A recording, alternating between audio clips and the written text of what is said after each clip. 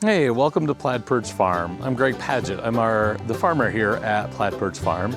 And this month is November of 2025, and I wanted to talk a little bit this month about being thankful and the things that I've learned through the appreciation and the generosity of others. I want to talk about the things that I've learned from others and how I use feedback through competitions and the shows that I attend and the groups that I participate in to improve and continue to work on the things that we're doing here on the farm.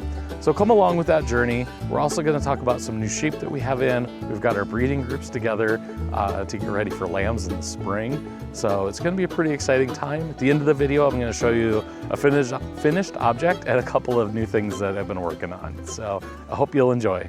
Living on a farm can be kind of isolating. You don't get a lot of feedback. You don't really get a chance to learn from a lot of other people. And so this month I want to show you how I've learned from other farmers, and we can learn together and learn from our experiences that we each have on our own farms.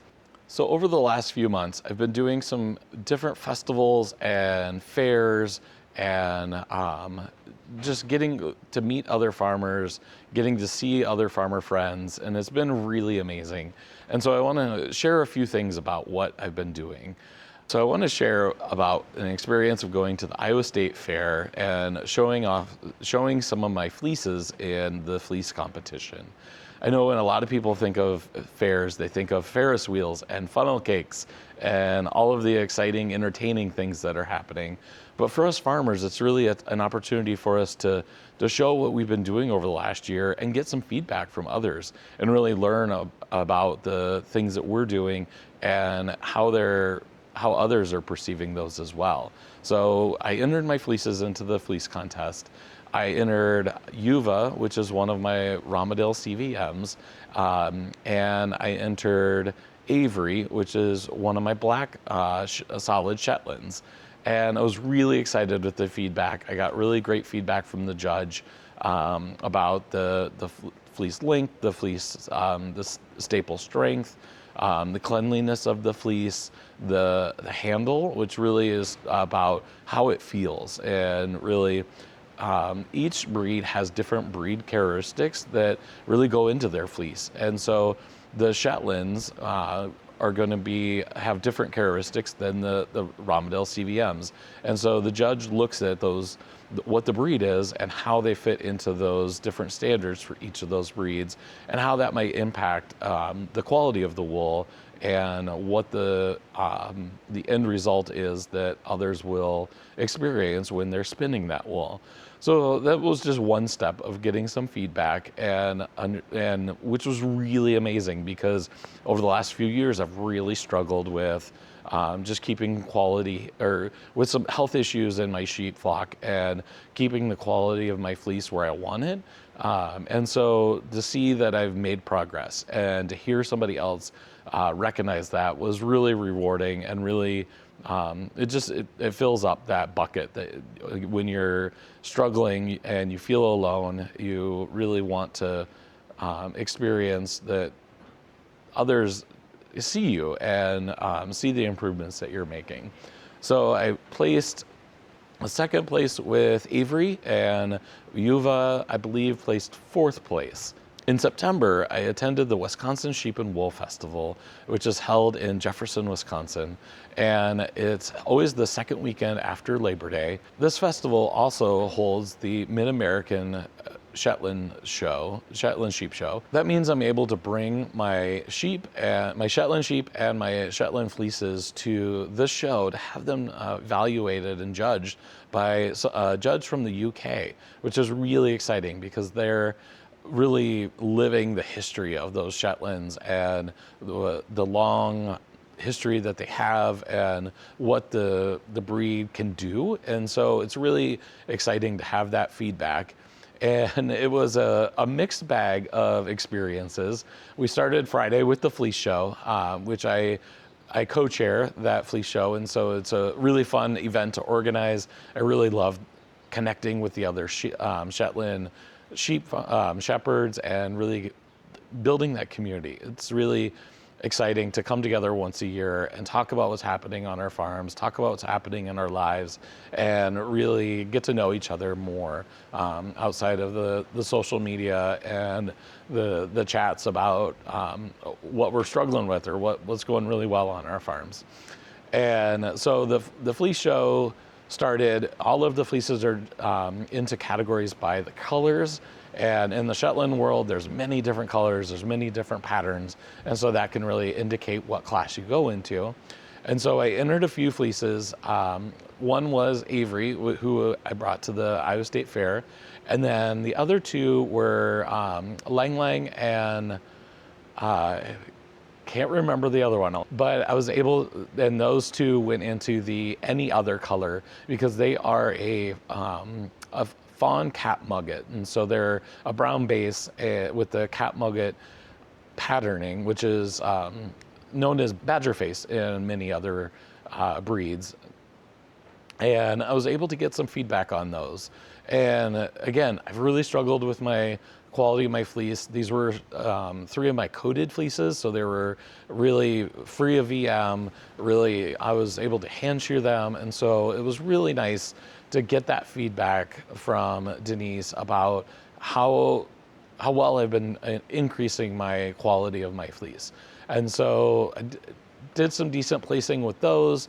Avery didn't do as well because there were some other black fleeces that were they were frankly better than hers. And so it was really exciting to hear that feedback from 2 different judges on a similar fleece.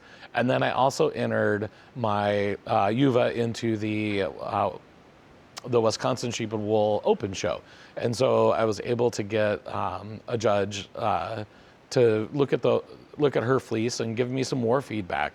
And so all of this feedback is a way for me to take that back to my farm and use it in my breeding plans, to use it in the sheep that I'm bringing into my flock, the sheep that I'm keeping and retaining for breeding stock.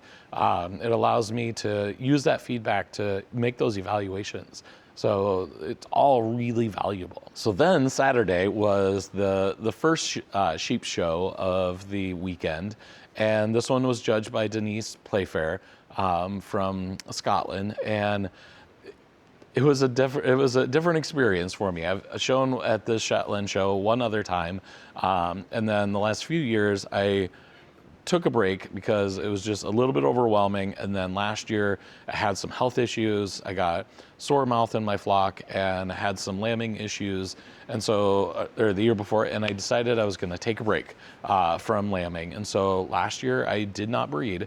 And so I did not have any lambs last year, or this year, because I didn't breed last year.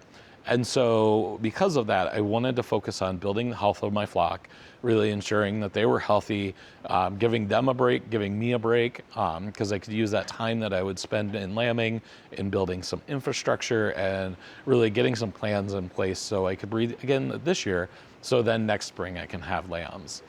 So I felt really good. My sheep were in great condition. I was really excited about the 4 that I brought.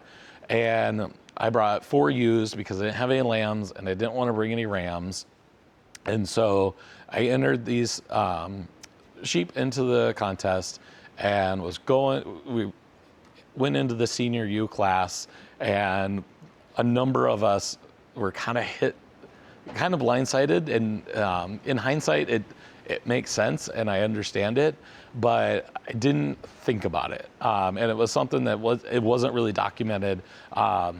And the judge, she came on the mic and she shared about why about half of the class was disqualified from placing in the senior ewe class because those ewes hadn't lambed in the last year, or in that calendar year. And it makes sense from the aspect that when a ewe is lambed, there's a lot of stress on them. And so you want to see from a production standpoint, how does that ewe handle that stress? And how do they hang on to that condition and take care of their lamb or lambs? And so when you have ewes in that same category that haven't lambed in that year and have really been able to focus on their own condition and not had that similar stress, it's really hard to be able to compare those. And so about half of the class their ewes hadn't lambed, including the 2 I had in that class. And so all of us stood on the back and watched the rest of them finish in place. So it was a humbling experience, but also a great learning experience as well. And Denise had wonderful feedback on my sheep, and I really appreciated the insight that she gave me as well. And it was also learning from other breeders and other shepherds that were there and having them see my sheep and really giving me great feedback and compliments about how things have improved and how sound my sheep are looking. So that was really rewarding as well. So then Sunday came around, and that was a new show that the Fine Fleece Shetland Sheep Association is starting, and it's a judging based on colors and patterns of different sheep. And so instead of being categorized by the sex and the age of the sheep, they're categorized by the colors and the patterns that they hold. And so that was really fun. So that one I did qualify for because it was they didn't have to have lambed, and so the qualification was a little bit different.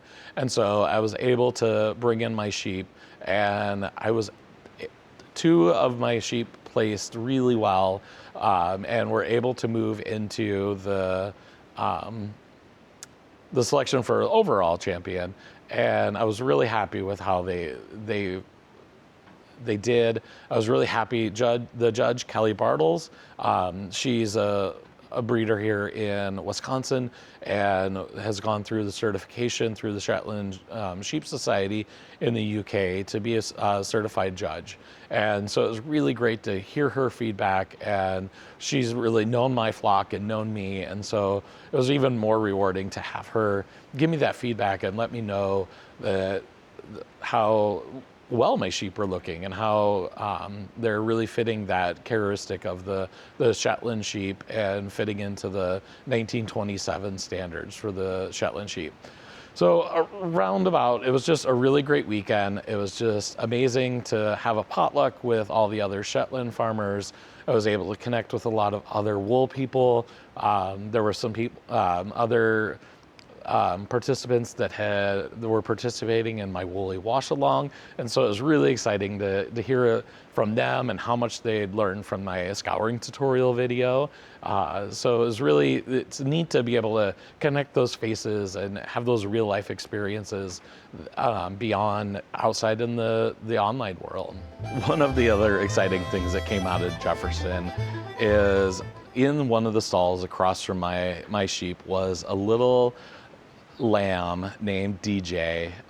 Dalmatian Jasper is her name, and we live in Jasper County, and so it's just a really cute connection. And she's this beautiful little spotted, brown spotted lamb, and I just fell in love with her. She was just really sweet, and she happened to be for sale. And so I purchased her and brought her home, and she's joined our flock. And so I'm really excited to see how she does in our flock and with her new friends. And then a couple months later, I purchased a few more sheep to add to my breeding ewes. And I want to focus on increasing adding some darker grays into my flock, which is really hard in the Shetlands because their grays tend to lighten. There's some genetics behind that I won't dig into yet, but I'm really excited because I've got 4 new gray ewes to add to my flock. So I've put them into my breeding program, and so last week we started the Shetlands with all of their ram groups, and so I'm really excited to see what lambs we get in the spring. And I went to my friend Melissa over at Oak Creek Farm and purchased a new Romeldale CVM ram. So Griffin, the ram I have now, I have a number of his daughters. And so it's time for me to kind of broaden my genetic pool and bring in another ram. And so Marshall has joined our flock. He's a badger face gray. He just has this beautiful fleece and just really great handle, really amazing length. So I'm really excited to see how he's going to impact our genetics and our flock and continue to just build upon our CVM flock. So he will start with his group tomorrow. I will put him in. So very excited to start that and again see those lambs in the spring. So I mentioned in the beginning that this is a time of year where it's a large shift for us because we start to move the sheep and the cattle out of the pastures to let them rest for the winter and move them into the barnyard. And that's where the majority of my winter chores will happen. And so this winter, as we continue on this journey, you'll get to see what's happening in that barnyard. And I can talk about some of the new things that are going on and new techniques that I'm trying to minimize chores and minimize the amount of hay that's in my fleeces without really focusing on coding. So I'm really excited to share those as we go along. But the first step to all of this is cleaning out the barn from last year. So as the animals are in the barn, there's the bedding, the manure, all of these things build up. And so each year I need to remove those and put those into our compost pile, because that is going to compost and decompose and becomes fertilizer for the rest of our farm and the plants that we grow here. So it's really a neat full cycle to see. So you can see here where I'm using the tractor. I have to take down many of the pens and the gates, and I move the hay feeders and clean out the pen, each of the yards. And then I reconstruct those yards. This year I'm doing them a little bit differently because I'm trying a new haying system. So I'll dig into that in another video as we go along. But I'm really excited to have the sheep back in the barn, and it's a time for me to have a little more, it's time for both of us to kind of have some rest. Chores are a little bit more, but not, but they're more concentrated. And so I can do them all in the barn. I don't have to be moving fences all around the farm and transporting water or filling waters in different paddocks. It's all right there in the barn. So it's a different experience. It's the part of the seasons that I love.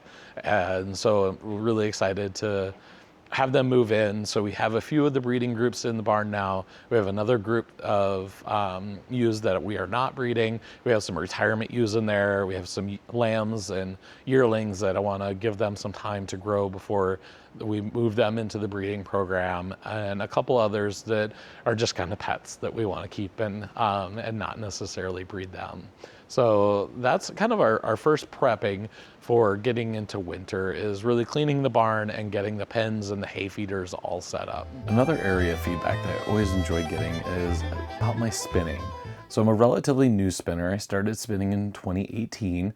I took a drop spindle class, and one of the best advice that my teacher gave me was to practice 10 minutes every day. And that first month of building that muscle memory and that routine was super helpful in kind of moving on from that frustration, because within 10 minutes, you're probably not frustrated enough that you're going to throw the spindle out the window, but you're building that muscle memory and really working on that spinning skill. And so that really set me up for success. And then the following year, I moved to using a wheel. And so it was nice to have the drafting portion, a little more skill in the drafting portion from the drop spindle, and then adding in the treadling. So I was then adding the complexity of how to use my feet to set the pace and treadle while I was comfortable doing the drafting. So that was a really great advice that I was given very early on.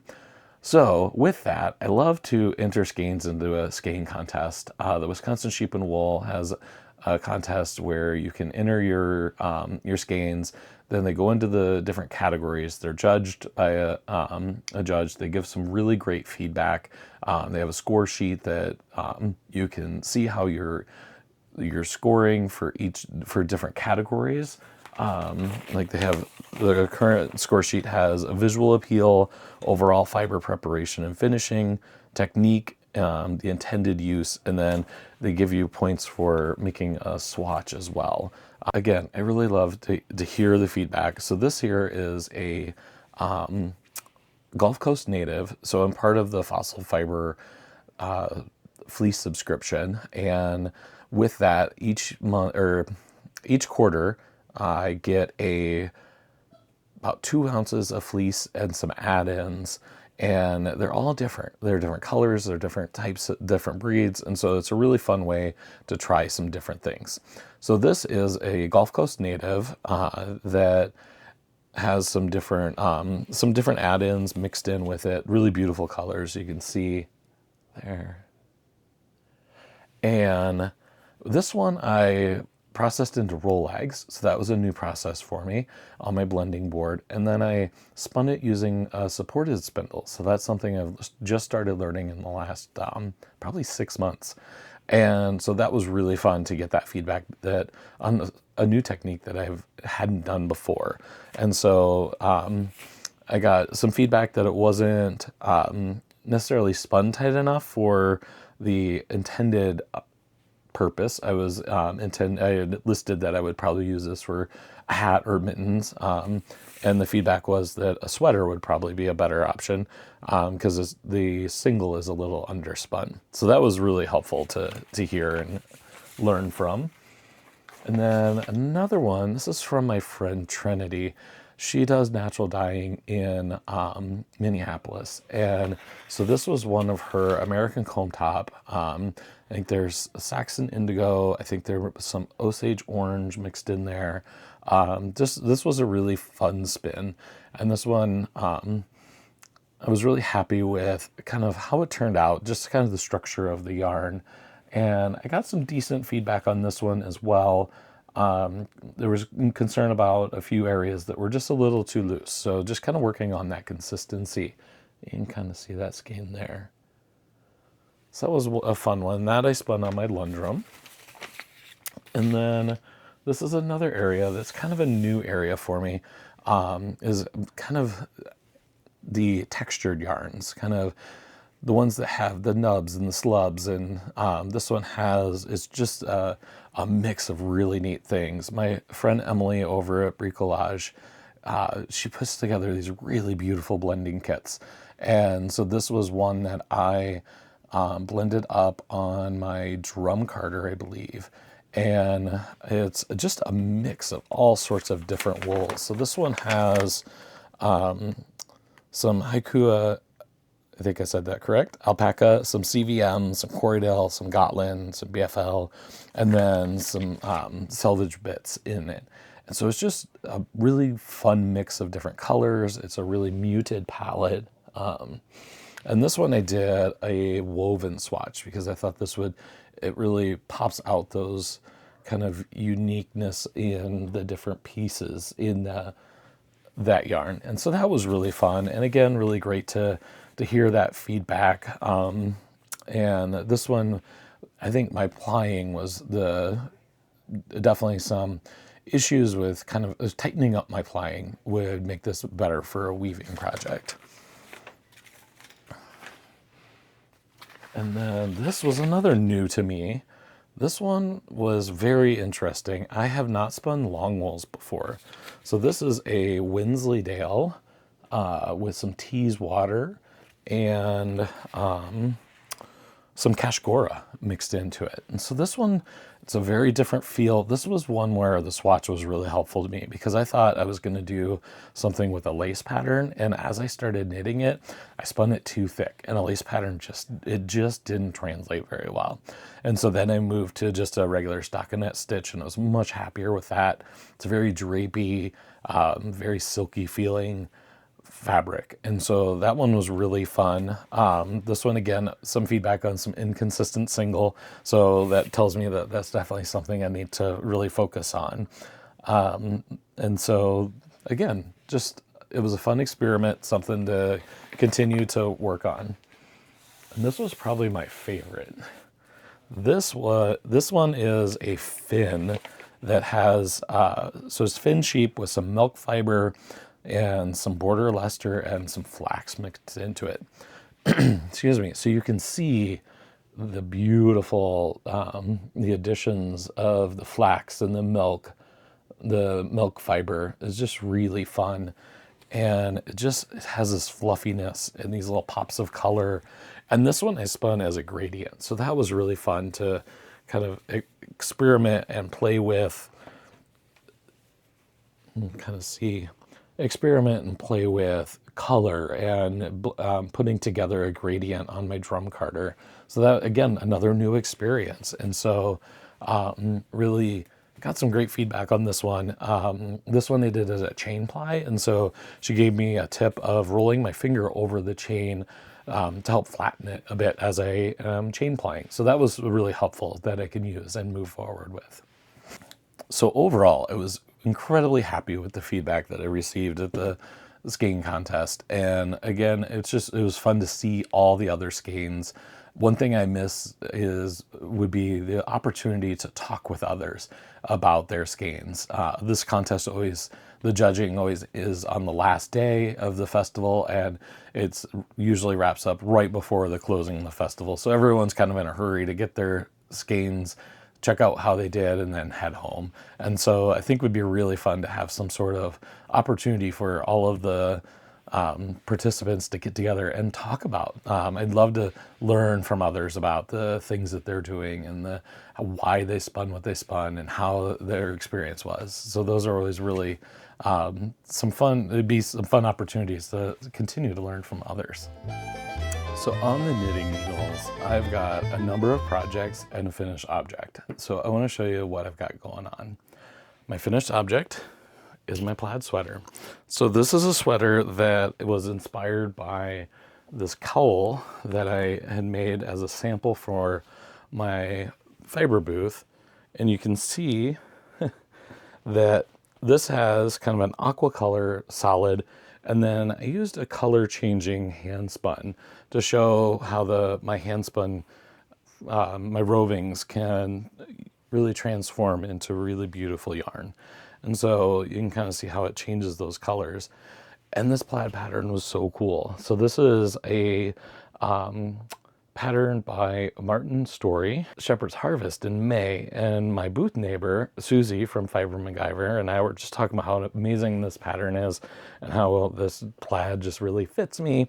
And I talked about how I wanted to make a sweater in it, and she encouraged me to do so. So unfortunately, there is a sweater pattern in this by the same designer in the same motif, but it is not in my size. He doesn't have any patterns that go to my chest circumference size. So that was one strike that made it a little bit harder. And then the second was that it's in the pattern's in a Rowan magazine that is out of print, and I couldn't get it. And so I decided I'm going to still do it, and I'm going to make it my own. So I scoured through Susie's booth, found this beautiful Shanaco DK base wool, and found these really great colors that just screamed to me. They're just my colors. And so I set out to knit the sweater. I have not designed a sweater before. I wouldn't even say I designed this. I just customized it. So I used this motif and did some swatches, got the color patterns the way I wanted. And then what I did was I did a provisionary cast on at the chest, right under the arms, and started to work up. And I had to I took a sweater pattern that I was working on for a different sweater that is a textured pattern that is knit flat. So very different, but it had some basic measurements that I liked. And so I wanted to work with that. And so I used that to modify this in the round. So I had steeks for the arms and a steek for the front of the collar. And I knit up, did those steeks, and opened it up. And I figured if I can knit this really complicated piece and it works, then I can go on to the arms and the body, and those would be a little bit safer as I moved forward. So I knew that this would be the most complicated part. So that's why I did the provisionary cast on. And then once I got that to work, and I had to kind of customize the shoulders here a little bit because I really like the shoulder shaping in that pattern, and I wanted to retain that, but I didn't know how to do short rows in this sort of a color work pattern. So I moved and did, I don't know if you can see it very well, a little triangle pattern with that where that short row shaping is, and then joined the top of the shoulder. And so I was really happy how that turned out, and did a folded over collar. And the one thing that I wish was different is I wish this collar was a little bit tighter. It's just a little bit looser or just a little more open, a little bit bigger than I would like. But it totally works, and it's not worth changing.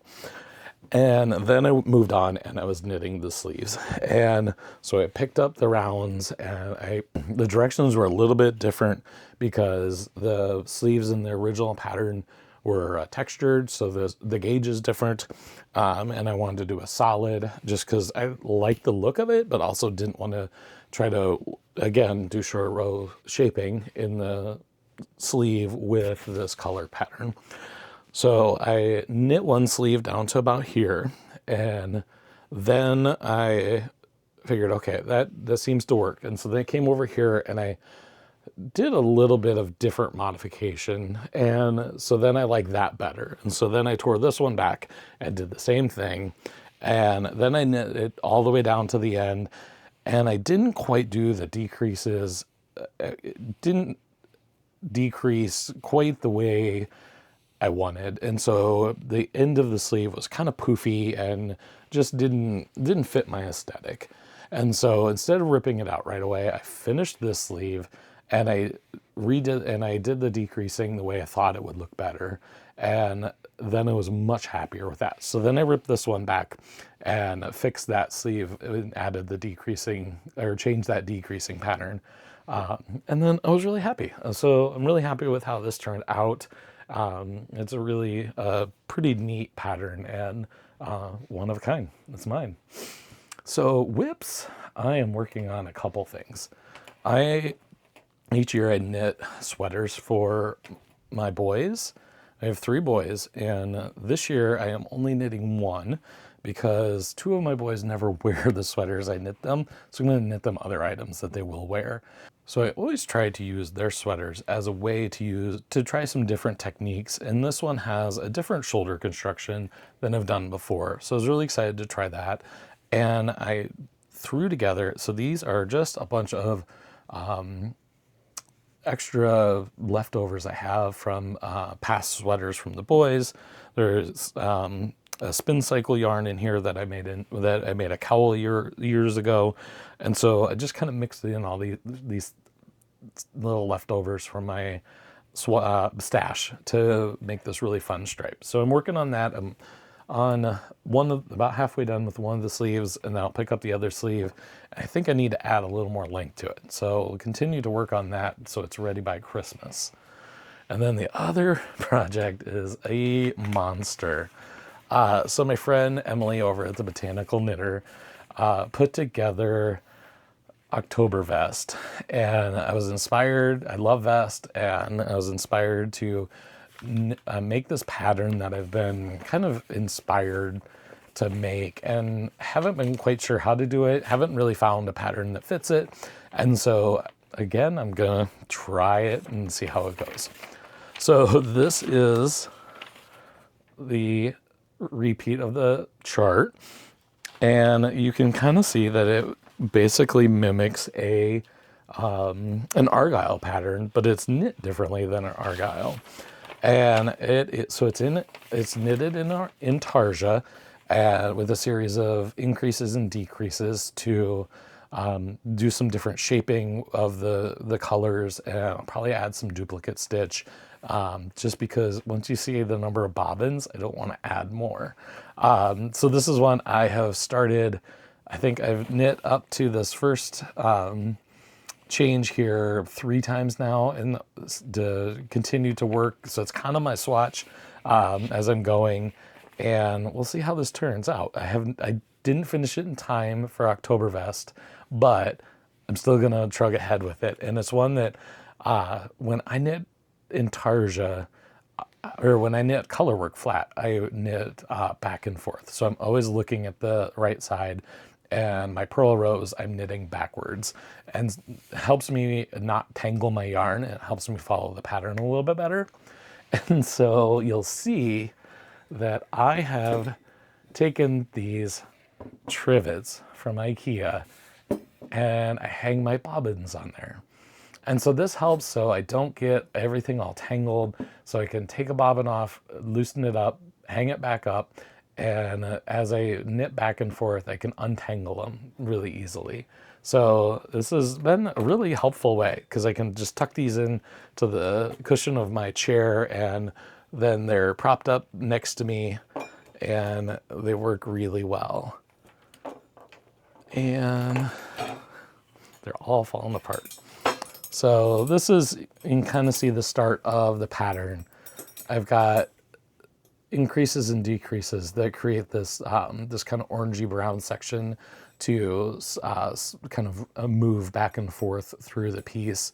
And then the ends are just a simple intarsia pattern. So the other tip that I did here was I took a crochet hook and I pulled my ends through the front of my ribbing, so that way they weren't on the back and I didn't accidentally pick them up. So that was a fun little trick that I learned through this process. So I'll continue to work on this. It's going to be a long process, so you might not see this one for quite some time, but it's one that I'm determined to make happen. The yarn I'm using is some different yarns that my friend at Sam over at Lavender Loon has dyed up, and at Wisconsin Sheep and Wool, she's always there by herself, and so I always try to pop over and give her a break and help watch her booth while she can have a moment to get away from the booth. And so while I'm sitting there, I'm usually finding some yarn that I want. And so these are some different yarns over the last 2 years that have accumulated as I've shopped her booth. And then there's this brown is a one-of-a-kind skein that she had. And so it was just a one-off. So it really works really well into here. So that is what I have on the needles and I'm working on right now. That's what I have happening on the farm right now. So I hope you enjoy. I hope you've learned from the people that I've learned from and the people that I've connected with. And I hope you'll follow along with the journey and continue to learn with me. I'll continue to post some updates, and I want to share some projects that I'm working on. So I've got some exciting things in the works. So I hope you'll like and subscribe and follow along on this journey. Thanks.